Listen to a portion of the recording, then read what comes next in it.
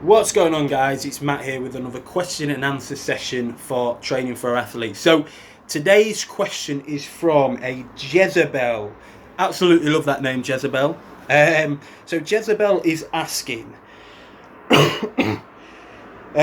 Matt, currently during lockdown, I'm unable to train as I would do normally at the gym. Welcome to my world, Jezebel, and many other people out there probably. What should be my focus in training during this lockdown period? I typically weight train 6 to 7 times a week. Any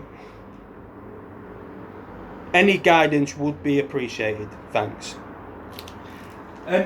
So, Jezebel, I would first question the effectiveness of your... I always do this. I always play devil's advocate, but I would first question the effectiveness of your training regime if you're able to do weight training 6 to 7 times a week. And I'm sure there's many others out there. So me, I can only do weight training 3 to 5 times a week max. And currently, obviously before lockdown, that was my only kind of fitness or training mechanism. I wasn't doing sport. I'm a very sporty person by background, but gym wise I could only do it 3 to 5 times a week, and the reason I could is because I was going hard at the gym, real hard. So I would question whether you're actually going as hard as you possibly can if you're able to lift weights 6 to 7 times a week. I'm assuming that's 6 to 7 days, because you might be doing multiple sessions a day, maybe. But anyway, Jezebel, as usual, I'm drifting from the kind of question. So you've asked me what you should be focusing on during lockdown, as you now can no longer train the way you would. So the approach I am taking, and the approach I am encouraging others to follow, is focus on the elements of training that you would not typically do when at the gym. So, Jezebel, if I was to throw at you, can you give me an example of the flexibility protocol you are following at the gym? I can wholeheartedly guarantee you could not give me much of an answer. Might be wrong, apologise if I am. I may also throw at you, Jezebel, can you give me the core stability protocol you are following at the gym before lockdown happened? Or the proprioception protocol you're following, or the aerobic energy training system protocol? So essentially what I'm trying to get at, Jezebel, and for others watching, is now is your time. Now that the kind of lockdowns happen and gyms aren't open in most places, I'm talking from England here, they might be open where you are around the world, but gyms are open in the UK, so I am using this time to now focus on areas of fitness or areas of athletic performance that I would not typically focus on as much if I was still at the gym. So I've listed off 5 things here. Now there may be more, but these are just the 5 things I'm encouraging people to look at, and I'm looking at myself. One is around core stability. So I incorporate some core stability in my workout routines when I go gym, but not as much as I should do, and that's probably why I've had a number of injuries in the past. So core stability is key for kind of injury prevention, for that kind of controls the kind of kinetic chain, the peripheries, helps with that kind of stability there. So without a fully functioning core or a strong core, you're not getting the best out of yourself. It could lead to injury and you're not getting the best out of yourself in terms of performance. So maybe it's time to start looking at some core exercises.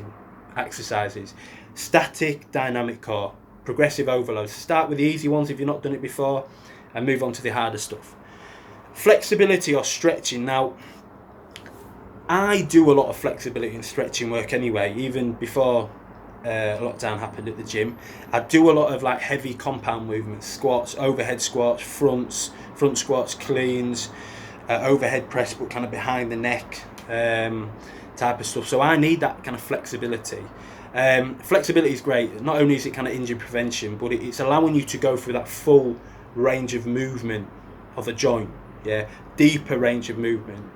Yeah, so you actually are engaging the correct muscles. You're allowing for appropriate form, and you're able to generate force through the muscles that you should do.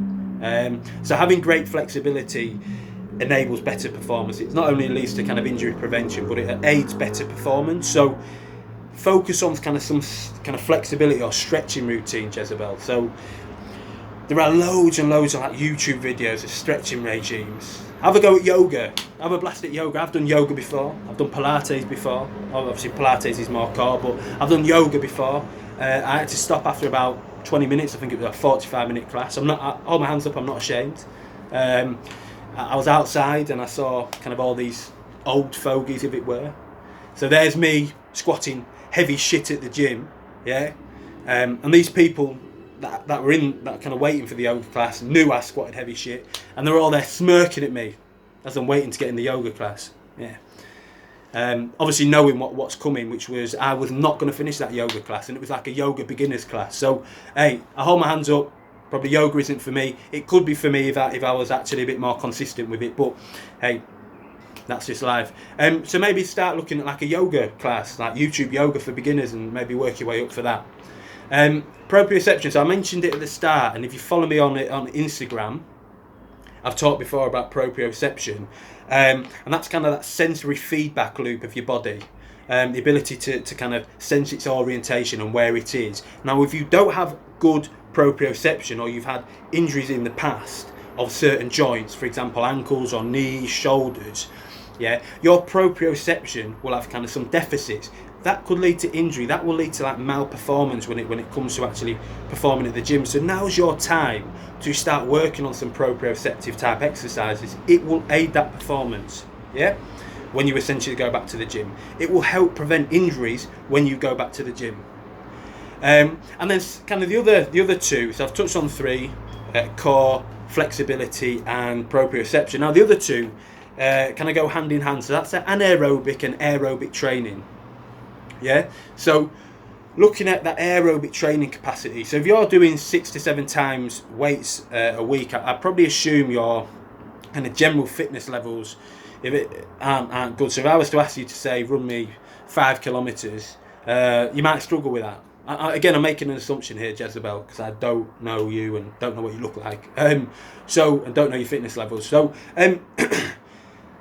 maybe look at some kind of aerobic training and even some anaerobic training, that kind of high intensity training, sprints, kind of Tabata, HIIT, that type of thing. So Jezebel, hope that's been useful. Hope that's kind of giving you kind of some food for thought. Hope that's giving everyone else out there a bit of food for thought in terms of what to do during lockdown. And keep the fitness questions coming, keep the athletic training questions coming, and I'll keep the answers coming, guys. So let's keep on moving up.